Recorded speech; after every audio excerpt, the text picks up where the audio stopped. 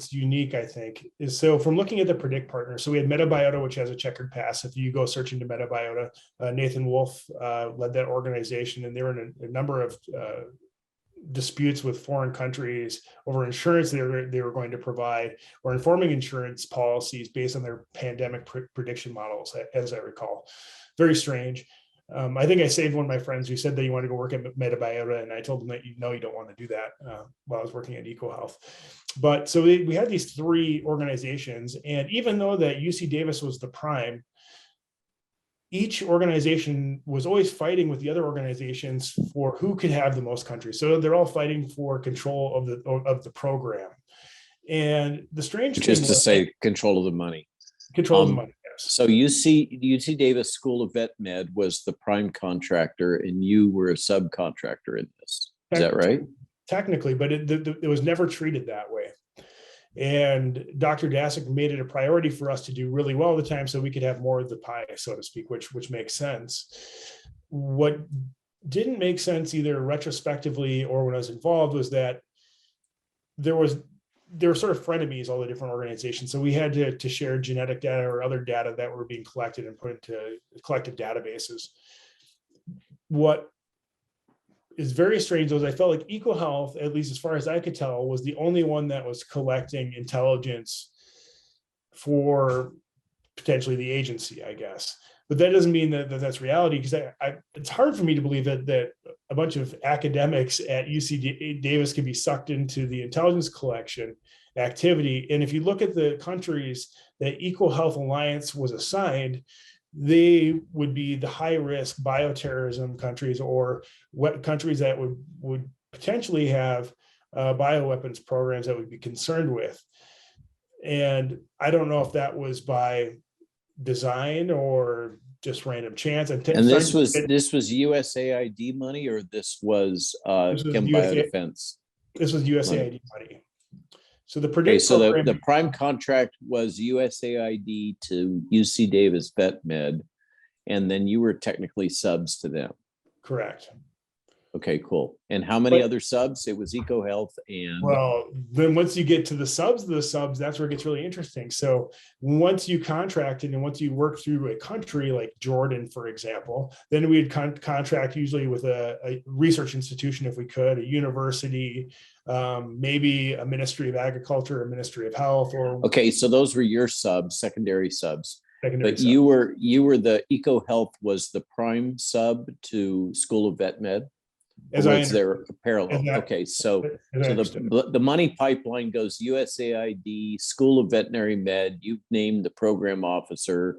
We can hunt down their academic appointment in their department, and then it goes to EcoHealth for the countries that are higher risk for. I'm assuming. Let's just say nefarious activities.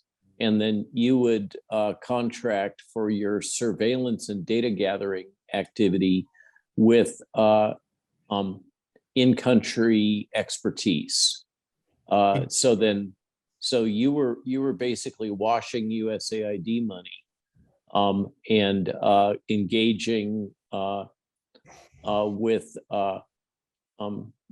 useful entities and individuals in those regions. And as I recall from my interactions with various of these players, one of the main objectives is to move towards some sort of general data gathering capability that would allow early warning signals to be detected, suggestive of some regional player messing about with things and causing some cluster of outbreak signal that would have an unusual pattern in terms of various laboratory markers or diagnostic findings that would be potentially picked up through cellular traffic or other types of information feeds. Does that sound about right?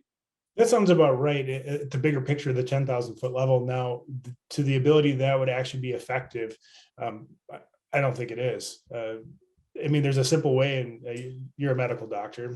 I mean, the only way that you're going to pick this up is if you clinically diagnose someone and you test something and you find it in a sample. Using a lot of corollary data, which is after the effect, the event, so to speak, is not necessarily the best way to collect this type of intelligence. And for the biological samples that they weren't collecting sufficient sample sizes, and they weren't systematically or routinely collecting samples through the PREDICT program. I mean, it's almost laughable at the size of the budget. Typically, so that's one of your main points, is that if this was intended for its purported purpose, it was poorly designed for that. And so you believe, or you're suggesting, because of the exclusive focus on coronavirus, and particularly MERS-like viruses, which at the time everybody was scared silly about. In retrospect, it was in any case, we clearly things have played out otherwise. But so you were being engaged to operate in largely the Middle Eastern desert communities that were more politically risky, to specifically perform surveillance for MERS-like coronaviruses that may be circulating in those populations, in terms of the physical sample collection activity as opposed to the information processing technology. Over. Good copy. So my take on that is, well, first of all, I volunteered for the North African and Middle Eastern countries based on my combat experience in the Middle East. I knew, because of those experiences, I understood the culture, where the risks probably could be from actually going over there and having to do the work, and politically how to handle situations. Because a lot of this, I realized, was just very political. It was very typical. And you were, at the time, you were SOCOM, or you were Army, or what? When I was in Iraq. Yeah.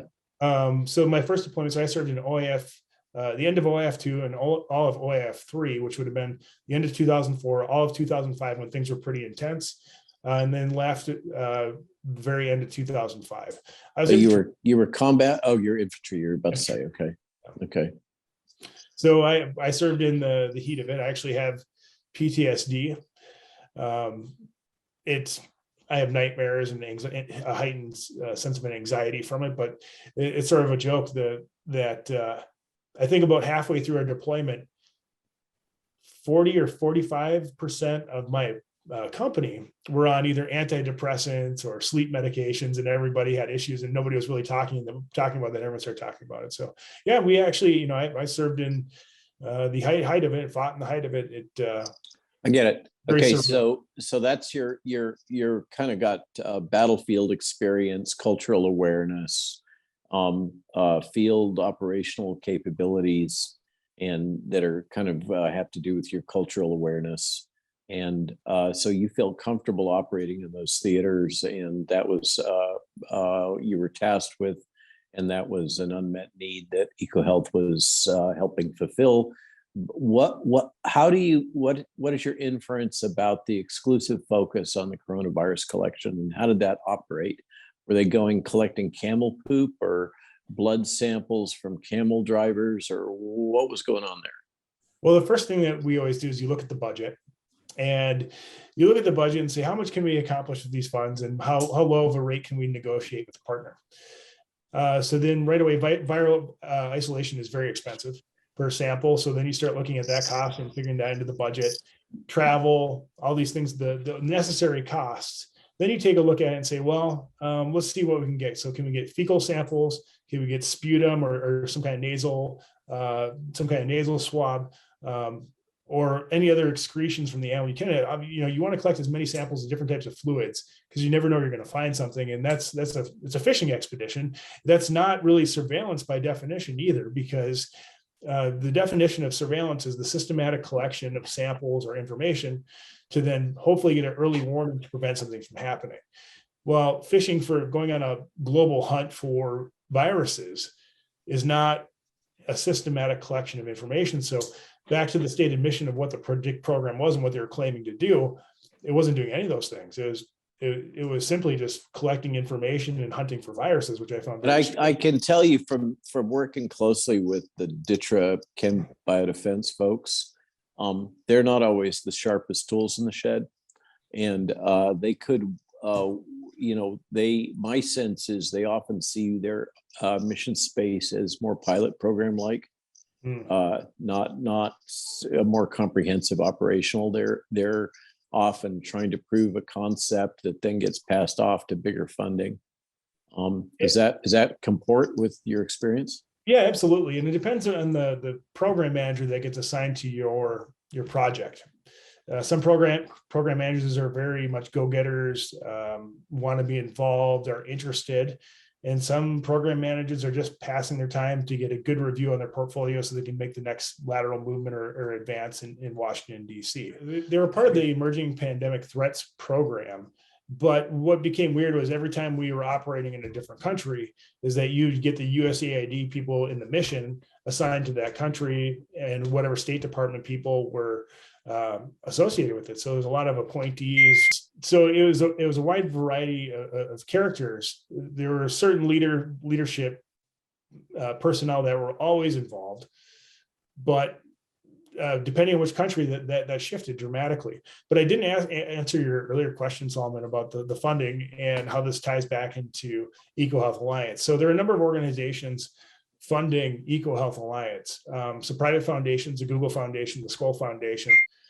So a lot of big foundations funding one-off projects. And just because it's a nonprofit organization does not mean that it's not profitable. So we're actually quite profitable, especially when I started bringing money into the organization. Things were improving, profits were increasing at the organization. Well, what does a nonprofit do with basically unrestricted funds? You invest that back into research. And I think, Dr. Malone, you'll understand this, but I think a lot of people outside of science don't understand the simple fact. When you submit a proposal to a sponsoring entity, whether that is a drug manufacturer, the pharmaceutical industry, the US government agency, you typically already have the first work done in the proposal before you submit it. And if you ideally you have about the first year of results, if not the first third of the proposed scope. I was just going to go there, and the best scientists I know, I have a friend that is actually 3 years ahead in his grant cycle funding. And you become so good at this that there's no easier money to obtain or get than the work that you've already completed. And you sort of sit on it, you polish it, and then you get to this point where you can cut and paste out your proposals and from your research work almost effortlessly, and it becomes a machine on its own, especially once you get postdocs and other advanced researchers involved. It becomes a game. That the Intercept reported through Drastic. We were actually, I hadn't been affiliated with Drastic at the time, but I was actually independently steering Miranda Devine from the New York Post to the same proposal that likely exists and telling her how to find it. So I told her to start looking at the proposals, and I would look between, a DITRA or DARPA between these years. And it got published through the Intercept first. And this is key because if you look at the DARPA diffuse proposal, and if that work had occurred, that's the exact work that you would do to have an accidental or an intentional release of SARS-CoV-2 in September of 2019. You look at the timeline and the fact that EcoHealth Alliance, like most other successful scientific organizations, work ahead of the proposal. They were probably already a year, 2 years, maybe 3 years ahead of the work that they were submitting and asking money for. So your thesis is that EcoHealth was funding the gain of function kind of Rube Goldberg bat vaccine project prospectively prior to DARPA's proposal evaluation that determined that it was had excessive risk that wasn't mitigated, and then subsequently got passed on to Tony. And metaphorically speaking, and that that research was pretty much already in the can. And I heard you mention September 2019 as an event date. Why did you pull that particular date out of the hat? Well, actually, it could be earlier, but I have more confidence. So I like to stake my reputation on data that I'm confident in. There's no denying that the disease was spreading before the military world games took place in Wuhan, China. And to have the velocity of an outbreak based on the reproductive rate, based on the fact that athletes are reporting that the city is shut down at that time when the military world games take place, they were already in response mode. So you'd actually have to be at least 30 days prior with the R naught or the reproductive rate to get to Wuhan was in lockdown at that point in time, or another region? I believe it was Wuhan, is my understanding. So because Wuhan was open until after the Chinese New Year. Well, I'd have to take a look. I might be mistaken on that, but I believe it's kind of an important one to put a pin in. Okay. So I'll have to double check, but I'm pretty sure it was Wuhan. I make mistakes that are not perfect. So maybe it's misinformation and I just Google checked myself, but athletes reported that the city was a ghost town during the military world games. So ghost town doesn't mean lockdown. I know that they didn't lock it because Callahan escaped by boat out of there. And I remember clearly that the lockdown happened after the Chinese New Year because I was shocked at the time because Callahan had alerted me of the threat. And I was, they moved around all over the country and also flew in and out of the United States concurrent with the New Year event, which is a major time of population flux. People go back to their home, etc. There is another important fact. There are leaked documents from Chinese corporations talking about what's happening in Wuhan in early November of 2019. So that would actually then correlate then with what the athletes reported at the military world games. And if you know a communist country like China, it's not really a company that's reporting this. This is like Communist Party communication within. Yeah. Callahan was in country in that region under the cover of his Harvard appointment in the fourth quarter of 2019. So that fits with this timeline. And then he calls me on January 4th saying that this thing is getting out of hand and I need to get my team spun up, which happens to be a DITRA chem biodefense team. Over.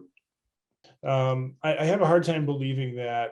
So from a policy, the 10,000 foot level, there's one policy option that you have when you detect an infectious disease outbreak, and that's it could fizzle out.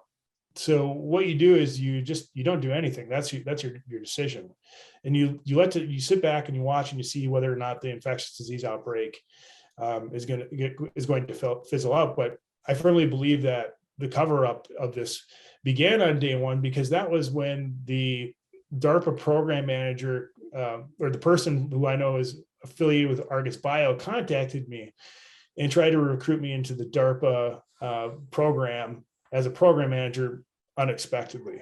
So that date was, you said November?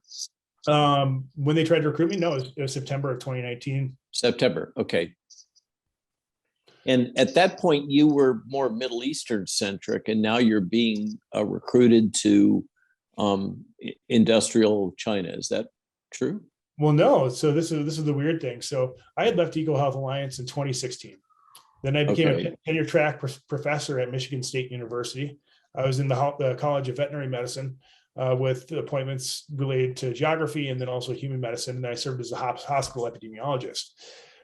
Going on about research, teaching students. 3 years go by. Juul Laboratories, the e-cigarette company, finds out about the work that I did at Sandia. I actually did some of the early work on determining whether or not, or evaluating the health effects of nicotine e-vapor products. They give me a financial offer I can't refuse. I take it. So I move out to California, and I'm an executive at Juul. And I got the contact from this woman affiliated with Argus Bio just randomly as I was walking into work. And she gave me the hard press on 3 different phone calls to take this position. And I declined it. I mean, I was just making too much money. I didn't want to move back to the Washington, D.C. area. And I really didn't want to have a security clearance again. I mean, I had a security clearance most of my actually all of my 20s and into my early 30s. I did not want to have one again. So that's an interesting tangent. So, so they're approaching you around the time of the games, September 2019, and your inference is that just based on your knowledge, because at this point you're not working for EcoHealth. I haven't worked there in years. Yeah, you're aware of the workflow at EcoHealth, and so you're speculating that from the documents that you've seen subsequently, like the Veritas release by the major from DARPA, that you would predict, based on the normal business practices of EcoHealth, that at the time they submitted that proposal, they would have already completed a significant fraction of the proposed work. And so you're inferring based on that they were actively engaged with Wuhan lab in the bat vaccine research strategy that's outlined in the proposal that we have a copy of, thanks to Veritas. Do I have that right? That's correct. And I think there's some additional information here. So did I mention that Dr. Daszak came to me looking for advice whether or not he should work with the CIA? You mentioned that. What was the time frame? So that was in December. So it's interesting. So around the holidays in 2015, Dr. Daszak and I were closing up the office late at night. It was probably 9:30, 10 o'clock at night, walking out. We're in the vestibule and he goes, "Andrew, do you mind if I ask you a question?" I said, "No, Peter, what do you got?" And he responds back. He's like, "Well, I've been approached by somebody from the CIA." And right away I'm like, "Oh my God, what's he telling me?" Because my previous experience in national security. And the next thing is, they're sort of interested in a few of the things we're working in. He's like, "Do you think it's a good idea if I work with them?" And right away I'm like, "Oh my God, what am I going to say to this?" And I say, "Peter, it never hurts to talk to them. There could be money in it." And he said, "Okay." He's like, "Well, I'm going to go follow up with them in a few weeks." And that was sort of it. Making small talk. We get on the elevator, we leave. We walk out the building, and I walk him back to his car. He had a parking spot just off 34th Street, and I lived up on 45th Street in New York. Start walking home. I get home and I tell my wife about it, and she's sort of shocked to hear this because my wife actually worked at Sandia National Laboratories too. She's a PhD level scientist. And why would she be shocked? Well, she's a forester ecologist type person. She didn't work in the national security side of things. So she's not really in our world. No, she's not in our world. She's in the climate, forest. It's what I would expect to happen with Peter Daszak and EcoHealth. This is where it gets interesting. Is that over the next 6 weeks, he gives me updates that the conversations with him are going well. The CIA is interested in the people that he's working with, the places that we're working, the data we're collecting. And he's telling me this in between executive meetings or in the coffee break area when nobody else is around. And I'm like, this is an interesting direction for the organization. And, it's sort of making sense. Now, I'm going to skip forward here in the timeline. So after I start sort of calling BS on what we're being told about the origin of COVID and when it happened, because I became aware of it in mid-December 2019. I have a friend in the region who's a epidemiologist, and he starts telling me there's weird things going on. I start seeing the videos on the streets, presumably.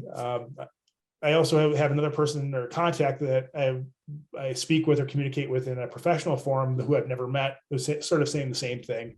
So I decided to go pull satellite pollutant data for PM 2.5 and look to see what the air quality looks like. And I overlaid that with known crematoriums in the region. And it looks like these things are operating in an overdrive 24/7. And I'm like, holy crap, this is the next big one. December of 2019. Mm-hmm. So of course, I'm actually sort of freaking out about this. I'm like, holy crap, how is this not in the government? How this is not in the media? How is this not in the news? And I'm becoming more concerned because now I'm watching and looking at this and looking at alternate news and media sources. And I think this is the next big one. I bet on it so much. I get out of my lease early in California and panicked buy a house in the Upper Peninsula of Michigan. My wife was still a professor at Michigan State University. I get a house off the grid. I go full prepper. I buy 6 months worth of food, MREs, and stockpile stuff for whatever's coming. I get full face respirators for 2 years for the family, not knowing what's coming, but knowing that something's coming. And we move up here in late February, early March of 2020. And I feel like we've escaped at least what could happen in the urban population center, especially in California. None of the stories lining up. And then I start to investigate my own records. And at EcoHealth, because I knew that EcoHealth had been doing the work in Wuhan, and the fact that they were communicating over this period of time that this disease had emerged in a wet market was BS. So, typically the type of place that we're concerned with this type of emergence or infectious disease emergence are live animal markets. And live animal markets are within the definition of wet market. And it was a sly move by whoever was doing the messaging to say that this emerged in a wet market. And then I looked at the pictures of the seafood market. Typically, wet market means seafood market. It looks like a clean place that I would eat. And I've actually ate at some of the really disgusting live animal markets in third world countries. And I'm looking at this, and this doesn't look right. I can't find any pictures of bats or the other types of animals or the ecological niche that's human created for this disease emerge. It's just not adding up.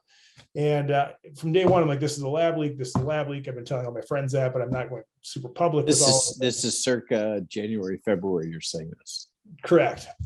Okay. And so then I started digging through my records in later about June of 20. I guess it was 2020, and I discover the InQtel proposal that Peter Daszak had me add slides to, and now going back in my timeline, and you're fully aware of what InQtel is. Yes, I've pitched my own company to InQtel, my startup company, so I'm fully aware of it. Oh, and it even gets crazier than this. So, what's the timeline what's the time frame for the InQtel? You're going to put this together right away, October of 2015.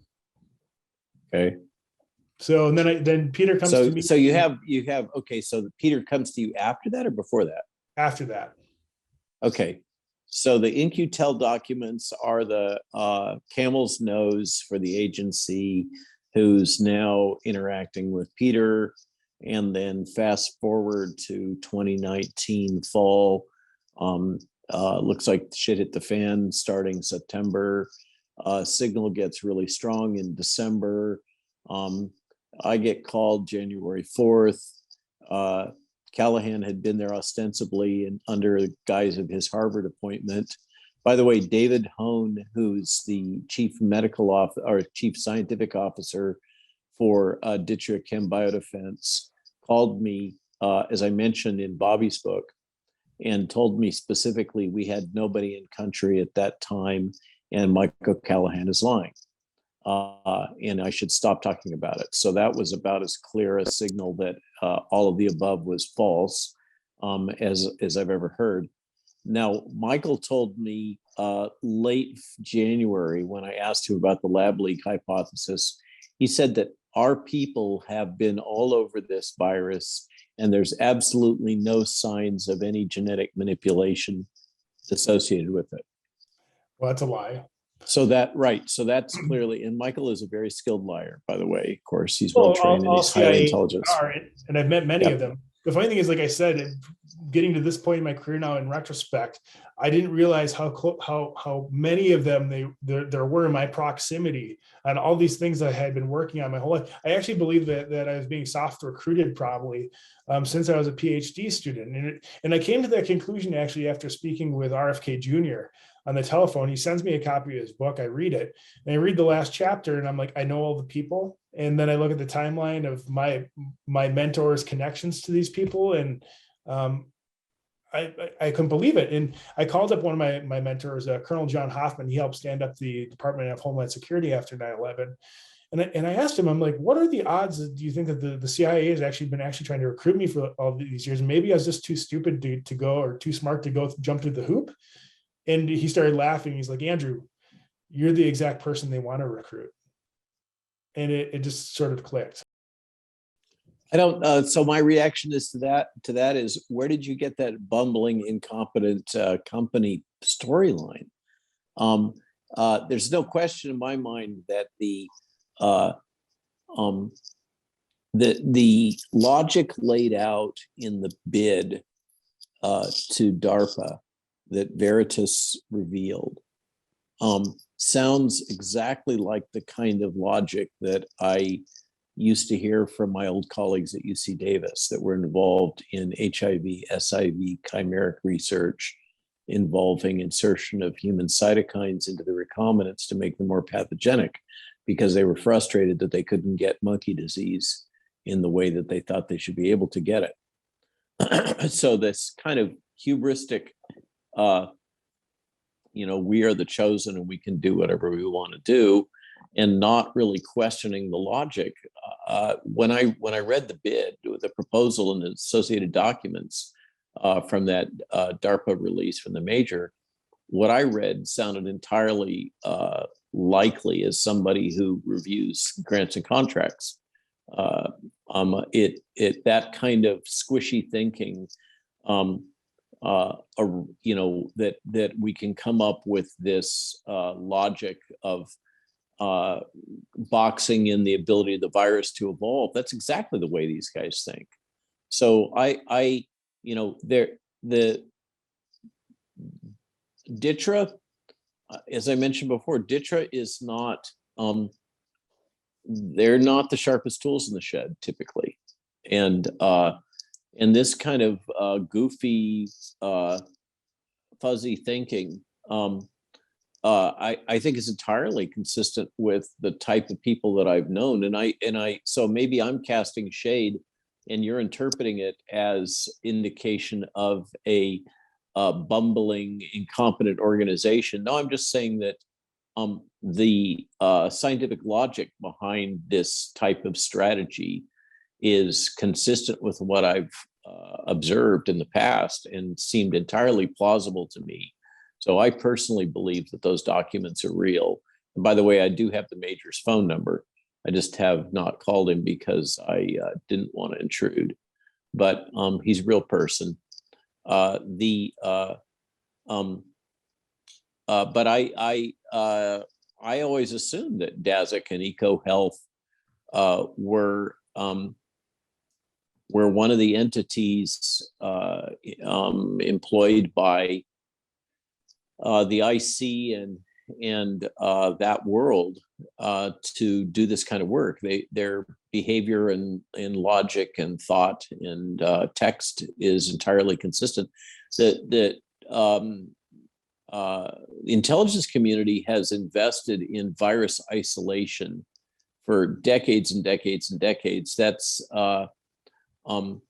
Zika was isolated through one of those programs, and often it's USAID money that's behind it. There's revealed documents going back. I mean, they've been monitoring Africa and African jungles for emergent viruses for years and years and years, and tracking virus flux in migrant bird populations. All this kind of stuff is right dead center within their wheelhouse. What they've done is over time now added these additional information technology-based signal processing capabilities.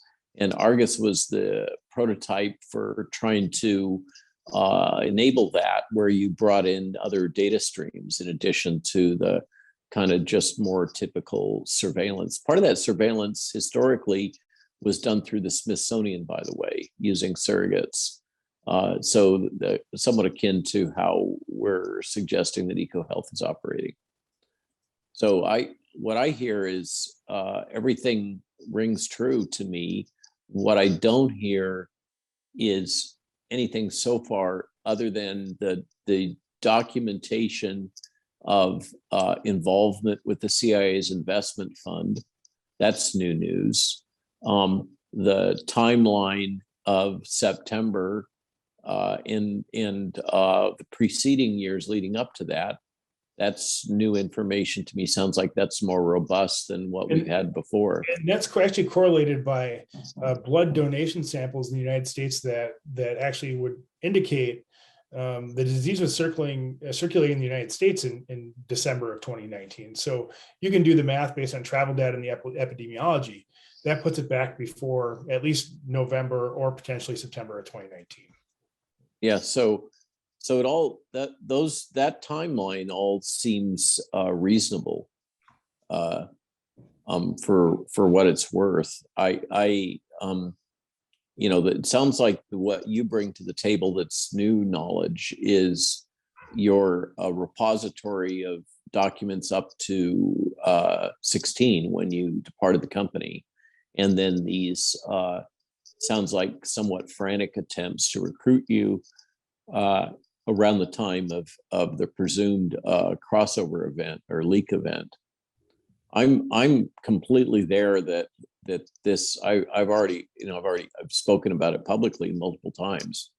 The reveal from the DARPA proposal from EcoHealth finally dropped in the last brick in the logic train that I was missing, which is why the heck would they be messing around with this? Because the various claims, like the Chinese dissident, that this was just the PRC messing about building a bioweapon for world domination, just seemed a little too convenient. But the logic of, we're going to develop an aerosolized bat vaccine that would constrain the ability of a related coronavirus to evolve to become more pathogenic in humans, that sounds plausible to me. Like, not that it would be a good idea, but that it would be the kind of idea that these types of folks would try to advance. Okay, so I asked my DITRA GS14 level buddy, and Hone is GS15, by the way, just so we're calibrating things. And Hone is somebody I've known since he was a postdoc. He stayed in my house. I've stayed in his house. I knew his ex-wife. His current wife stayed on our farm, for too long. I know about their domestic squabbles. I know too much. But this GS14 level person, I asked him about this, and I advised him, because I've been asked by David Hone to mentor him. And I told him, you better keep your hands off of anything that has got, that touches this EcoHealth situation in any way, shape, or form, because it's going to eventually blow up and bite you. And he said, I asked it, he said, it's not within our division, chem biodefense, is what he said. He said, we're continuing to fund the Wuhan lab, but it's coming through the threat mitigation branch, which is that's one of their big splits. Mm-hmm. Threat mitigation, as you know well, has to do with the old, what was his name? Andrew, I forget his last name, initiative where he went into the Soviet Union and bought up the loose nukes, which is kind of what gave DITRA its genesis in a significant way. So what he said was the threat mitigation branch has ongoing funding with the Wuhan lab, and the intention is, by putting them on the payroll, they're going to reduce the risk that these Chinese scientists get engaged in, we'll just call it nefarious acts. And that they'll be able to maintain some sort of connection and, I guess, monitoring, surveillance in some way. When I listened to this, I thought it was grossly naive, because we're dealing with the PRC. That is not the former Soviet Union. And my sense was that what it sounded to me like the logic that was being advanced there was based on a historic program success that's a little bit legendary within DITRA, but in a field environment of the collapsed Soviet Union, and they're applying the same logic to the situation in the People's Republic, and it's a completely different political landscape. But that was the explanation I was given. Whether or not. And this is from an individual that is a LDS church member, and generally pretty straight arrow kind of a guy that my experience is he doesn't lie. He'll manipulate things a little bit for programmatic advantage, but I doubt that he was directly lying to me. So he had said that the funding continues, and that it was being routed through threat mitigation to Wuhan lab. But I thought Wuhan lab was actually built, the modern building, by a U.S. contractor. Did I get that wrong or right? Well, the French built the laboratory, and after the French were kicked out, the American programs stepped in. And I agree with your assessment on sort of the history behind probably DTRA's involvement at the laboratory. I came to a conclusion that's a little different, though. I looked at it this way, and it's a very simple question. Why on earth would the Chinese ever allow us into that laboratory? So if they're doing bioweapons development, they have their own program going. They do not need our money. I mean, the Chinese fundamentally do not Absolutely. need our money.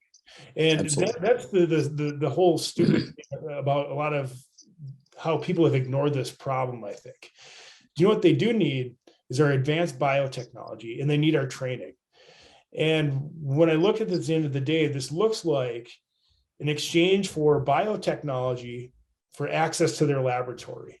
And the problem with that is if it's failed already once, the example of SARS-CoV-2's emergence, it's gonna happen and it's gonna fail again. And a lot of that training gets routed through Harvard,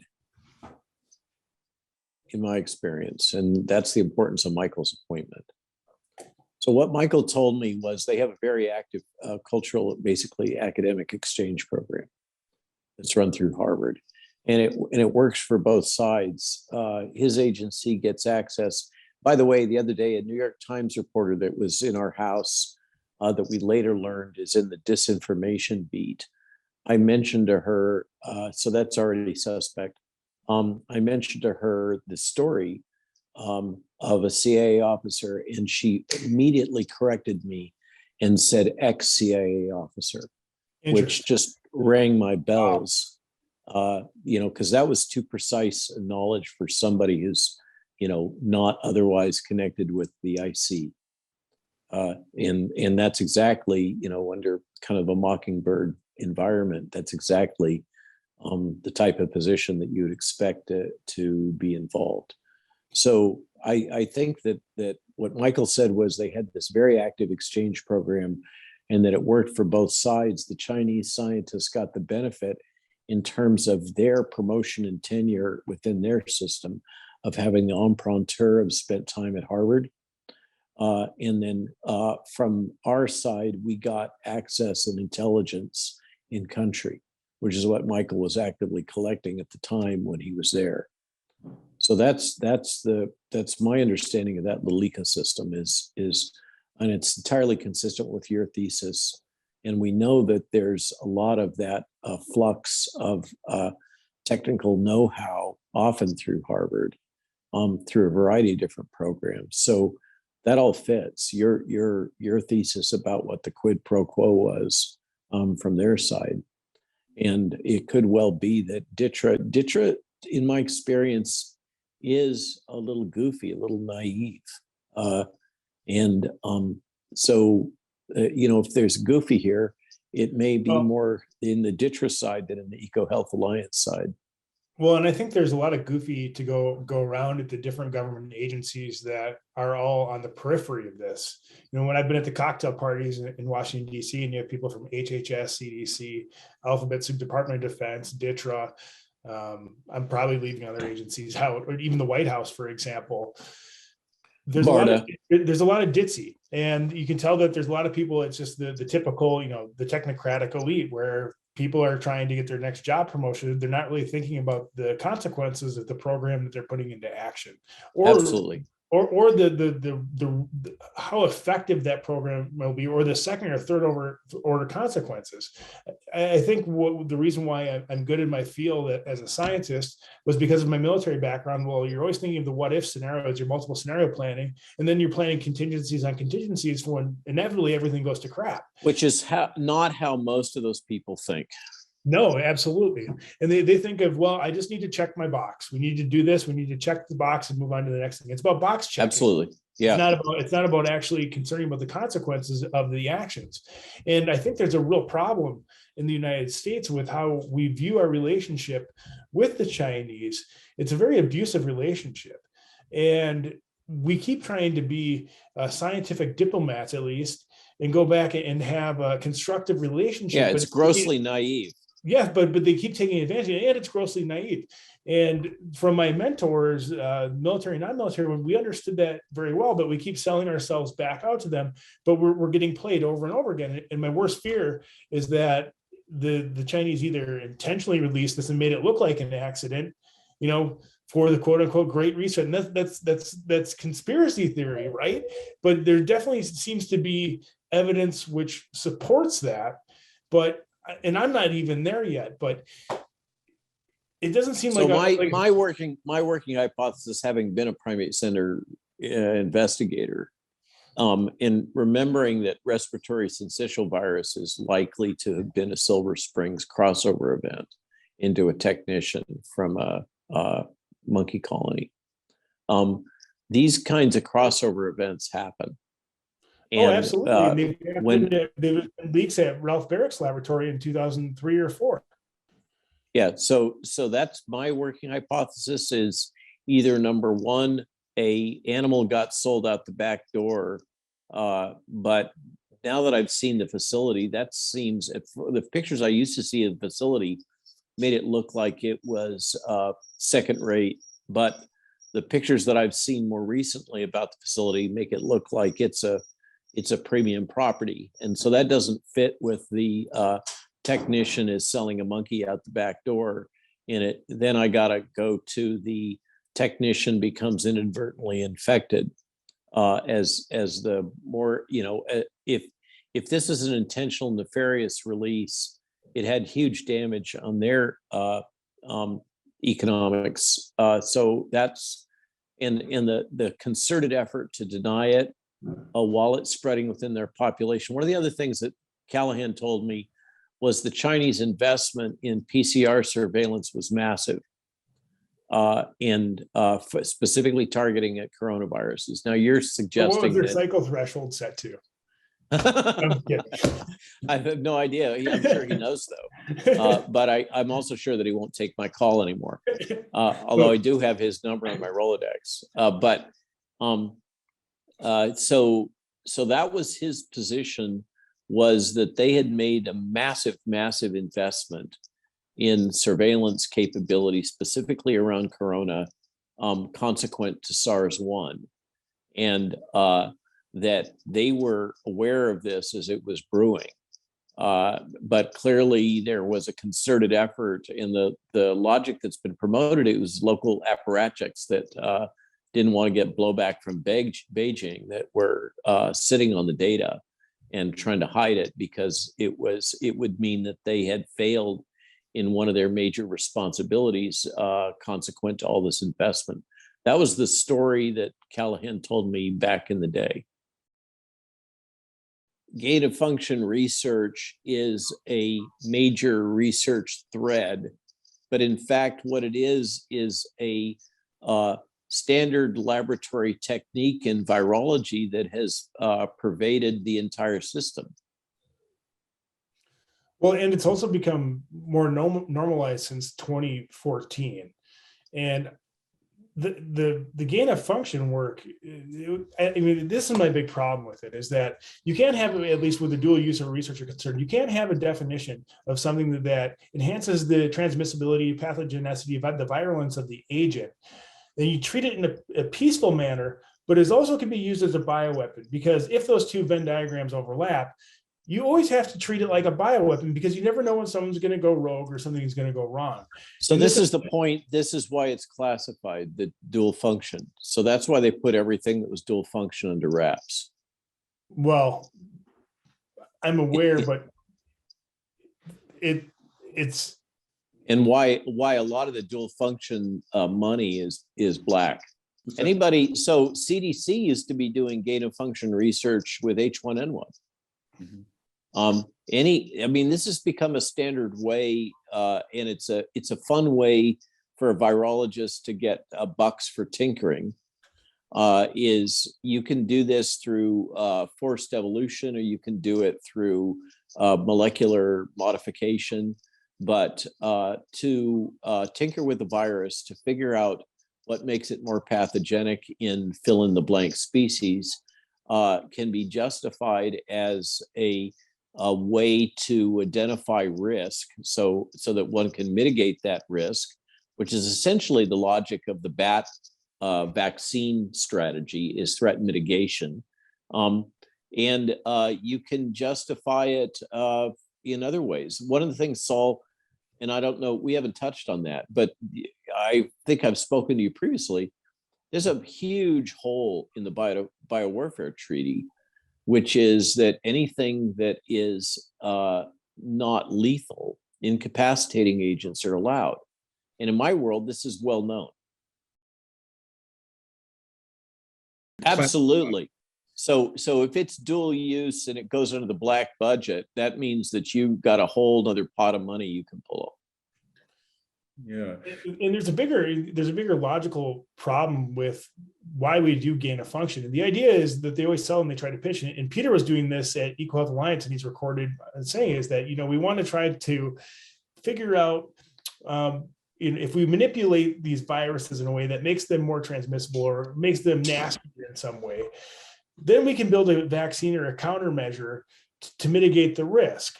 Precisely. Now, why that is false logic, though, is that if we're not doing gain of function work, then viruses and pathogens are naturally emerging. And if you look at the history of viral or pathogen emergence, it typically does not happen the same way that humans do gain of function.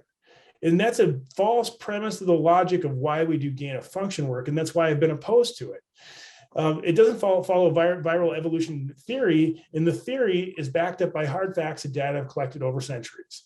If you take that same logic and you look at the evidence for SARS-CoV-2 being a lab leak, the furin cleavage site is a perfect example of something that would only be man-made because it wasn't found in beta coronaviruses. So I think the argument that I'm making here holds water. The other thing that Hatfield pointed out yesterday when I saw his slide deck is just below the furin cleavage site is a superantigen domain that seems to be engineered, that looks like it's derived from one of the binary agents that we had developed, that some in this world ascribed to being the true thing that stopped the Soviet Union. Because it would allow the tank, would make it so the tank commanders would die before they would hit the channel.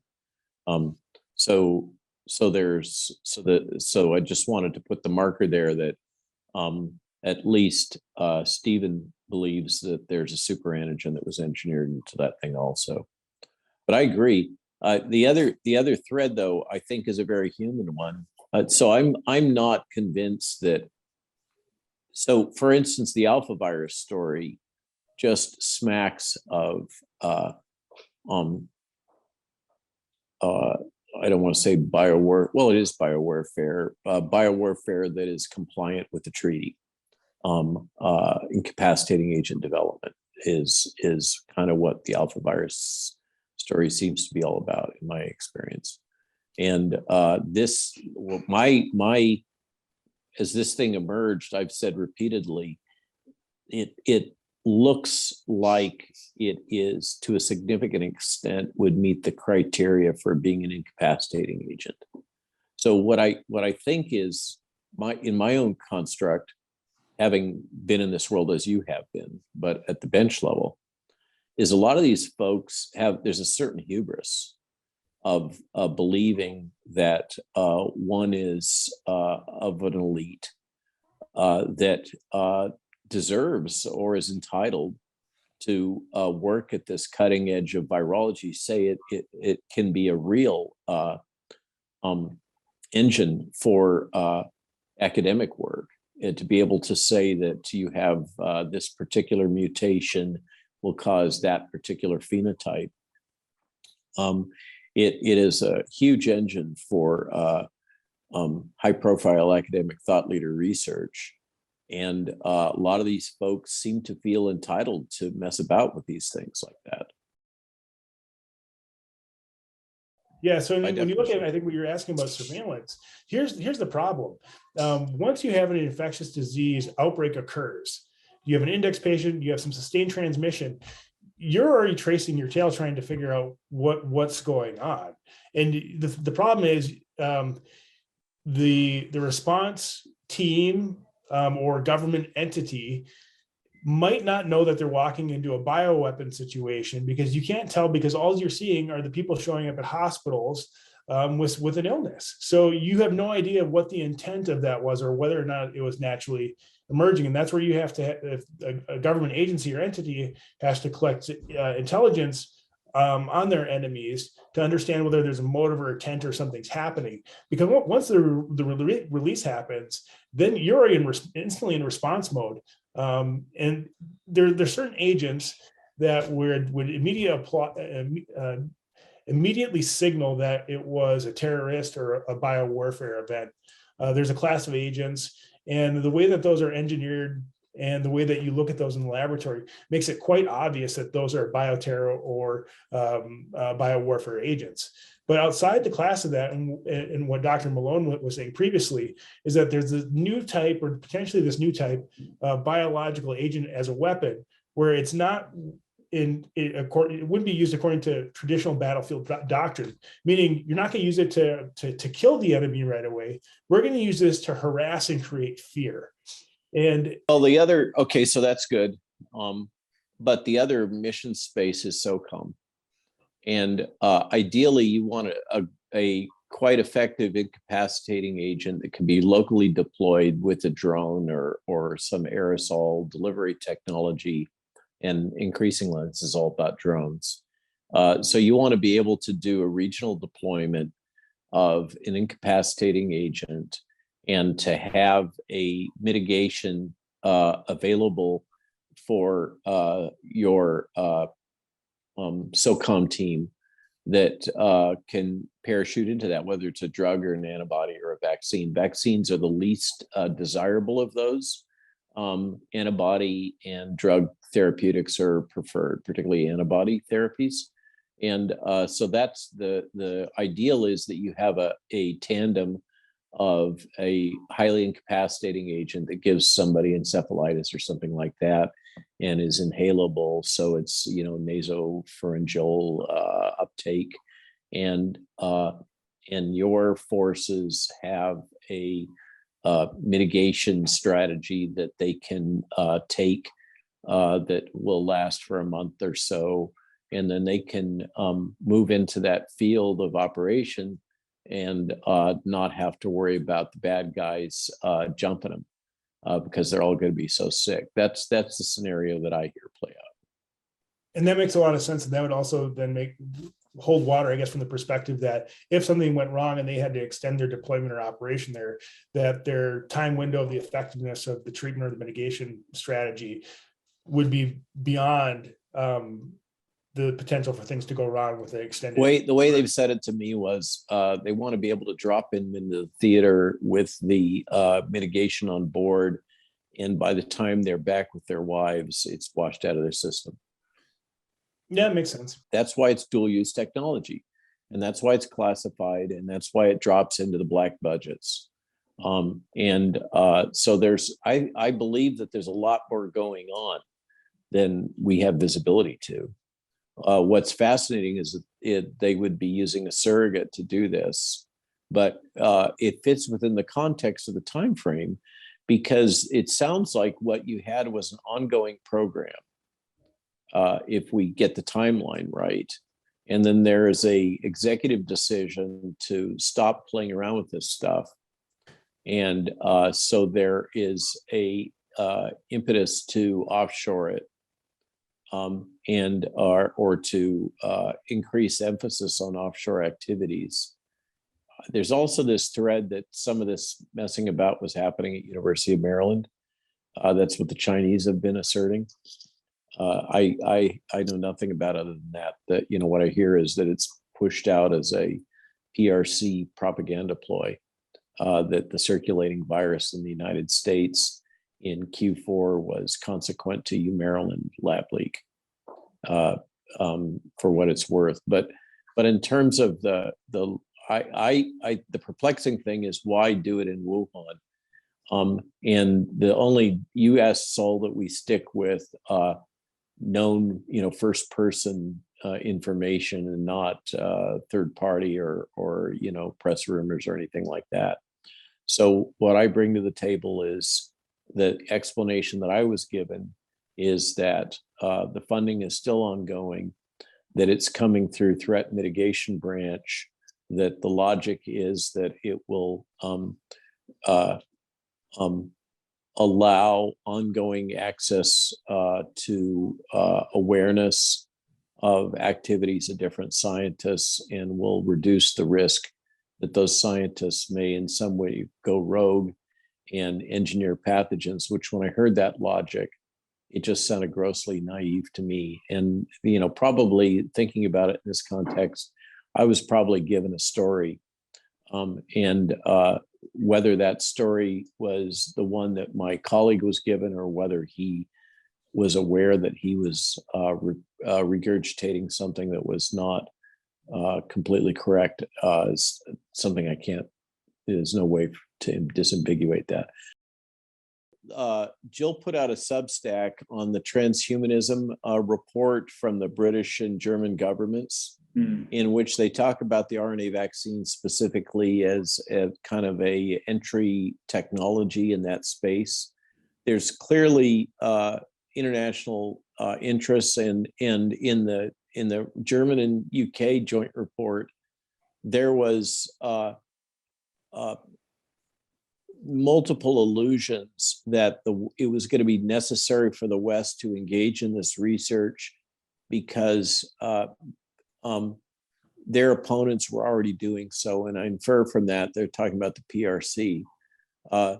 So I think that there is a sense, if you take that as a metric, as an indicator, I think there's a sense that we have to do it because they're doing it anyhow. And it's kind of a mutually assured destruction logic. And so we have to keep up, and that may have been, it may have been a two-way street. It could well have been, if you follow that logic, that part of the reason why we wanted to have that funding stream in there is because we were afraid that we were going to get left behind.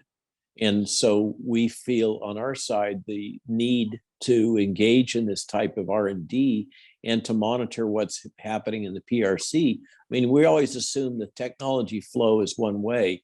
Ain't necessarily so at all. The PRC has been, back when Jill was working with gorillas and NHPs at the San Diego Zoo, there was interactions with the PRC primatologists and just general awareness that there were things like head transplants and all kinds of weird, spooky shit going on, and that they had no compunctions about that. It was perfectly acceptable culturally.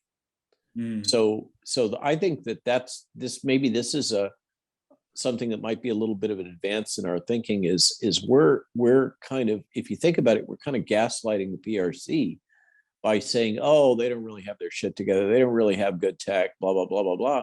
When in fact, they're in an environment where they're adequately capitalized and they have no bioethical barriers. This could be an argument for the reprioritization of some of this dark money, though. Instead of spending all the money on intelligence collection and these big elaborate schemes to get that information, why not be spending that money back here in the United States in American institutions and advancing our education system and developing technology here instead of being so worried about what's going on in other places? And if you look at, at the high level with what's happening in China versus the United States, and from being teaching and being a professor, we're dramatically falling behind in mathematics, for example. And if you look at the last report of where US students are compared to the Chinese are near the top. And I think the United States is something like number 70 down on the list.